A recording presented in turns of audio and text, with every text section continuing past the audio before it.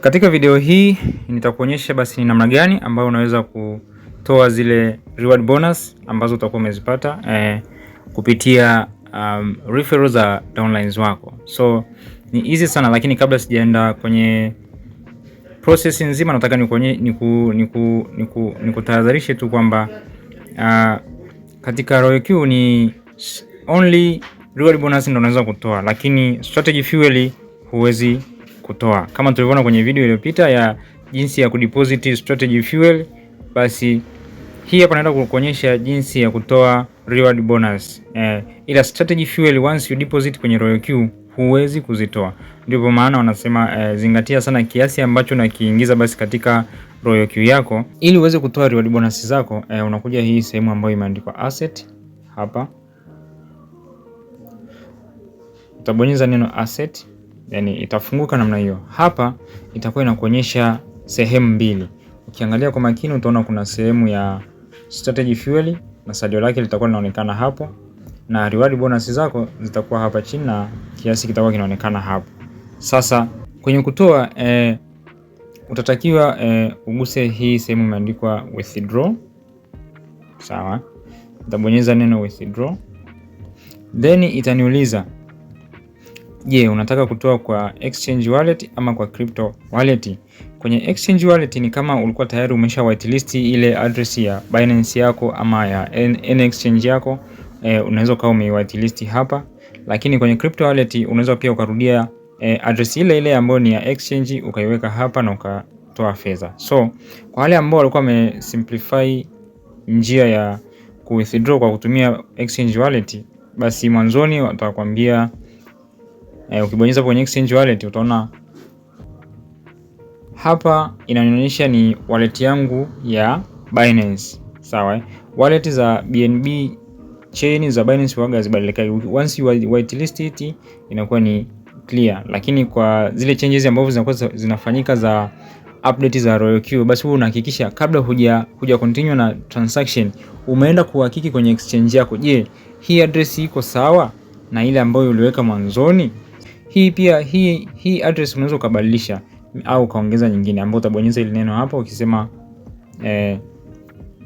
change, basi watakwambia itafunguka hii sehemu na utakuwa na option ya kuadi address hapa juu.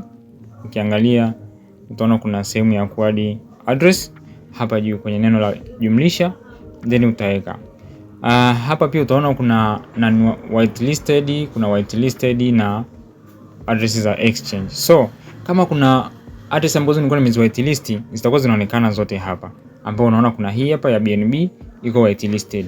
Sawa, kama kuna zingine zitakuwa zimejipanga hapa, na kama unahisi zimetofautiana na zile za kwenye exchange, basi unaweza kuzifuta. Sawa, ambao uta right click kwenye vidoti vitatu, then uta delete address. Vidoti vitatu hivi hapa hapo ukibonyeza hapo itatokea basi menu, then unaweza ka edit au ukadelete address kulingana na kama utaona imetofautiana na ile ya kwenye exchange. Sasa unahakiki vipi hii address? Kumbuka hii address ni ya BNB Smart Chain. Sawa, so non whitelisted sina, na kwenye exchange ipo hii moja ambayo ni hii ya inaishia na EC ambayo ni the same na hii ambayo iko whitelisted. So exchange addresses zinakuwa automatically whitelisted. Sawa, so na huko juu pia ukicheki utaona kuna internal addresses. Sawa, ukija kwenye internal addresses utaona hakuna chochote, ila kama una internal address unaweza kaadi hapo. Sawa, so tunarudi kwenye withdraw address, then nitakuja kwenye exchange. Kama ninahitaji ku update nita update, lakini kama sina cha ku update ila cha kwanza lazima nihakikishe inafanana na ile ya Binance. So switch to your Binance app. Ukija kwenye Binance yako hapa unaweza kusema send add fund. Umeona, unachukua ile address ya add fund. So nitasema add fund, nikibonyeza add fund, then nitakuja deposit crypto, then nitachagua USDT, then nitachukua network ya BSC. Kama ni ya Tron basi utachagua ya Tron. Kama unataka kutumia address ya Polygon basi utaweka Polygon, but sometimes Polygon inakuwa suspended, so the best ni kuuzi BSC ama TRX. So nikiangalia hii address, kama siko sure inafanana na ile kule, naweza nikaicopy, lakini ukiangalia ni the same address na ambayo iko whitelisted huko. Umeona, ukiangalia utaona ina 0xe9 na huko utaona kuna 0ex9 na mwisho kuna 46ec na huko kuna 46ec. Umeona, so is the same, lakini kwa assurance kama unahisi utakuwa umebadilika kitu, unaweza tu ukaja hapo uka edit then ukasema delete address au ukaiedit tu ukaiweka pale, lakini ukumbuke kile unapoiedit address hautaweza kutoa mpaka yapite masaa 24. Sawa, so that's how the RoyalQ rules works. So twende nikuonyeshe njia ya pili ya kutumia ile address ya crypto network. So utarudi nyuma hapo utasema withdraw.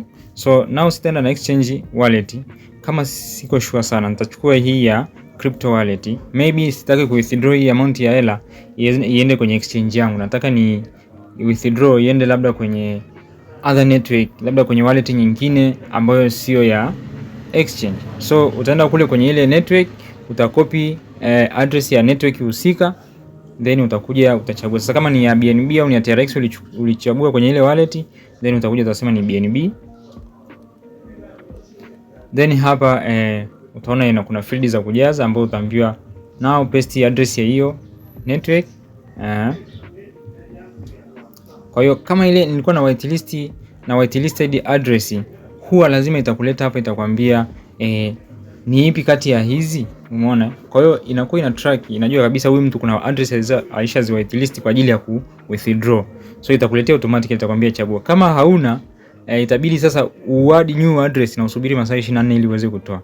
So kwa mimi nitachagua hii ya Binance Wallet, then nita confirm, then nitaingiza kiasi ambacho nataka kutoa. Let's say it's $25.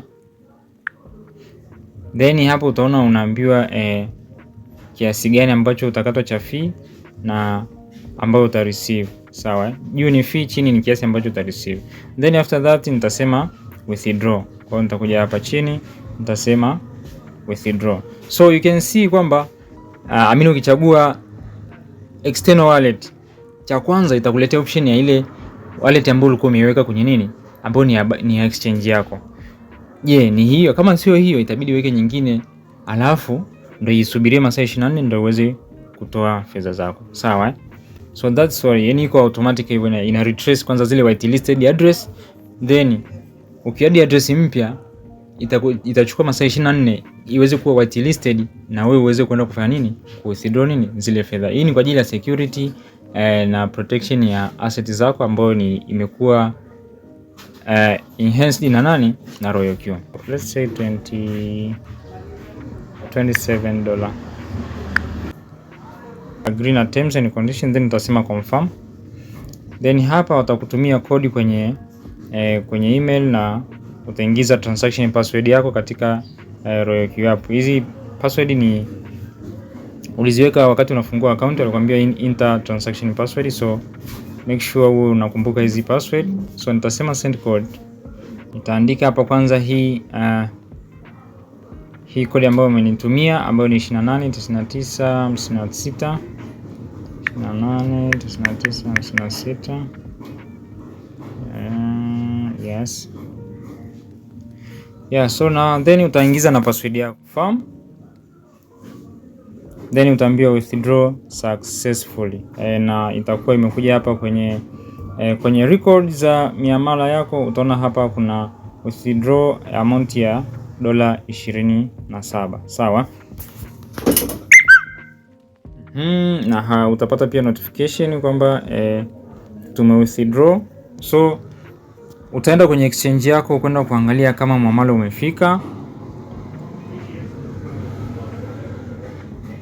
As you can see, the transaction is here. Yeah, USDT zimefika. Utaona deposit hii hapa imefanyika ambayo ni tarehe ya leo, na amount yake utaiona ikionekana hapo. Umeona? So That's how you withdraw from RoyalQ kwa kutumia address ambazo ziko whitelisted, ya jinsi ya withdraw zile reward bonus. So thank you na have a great time.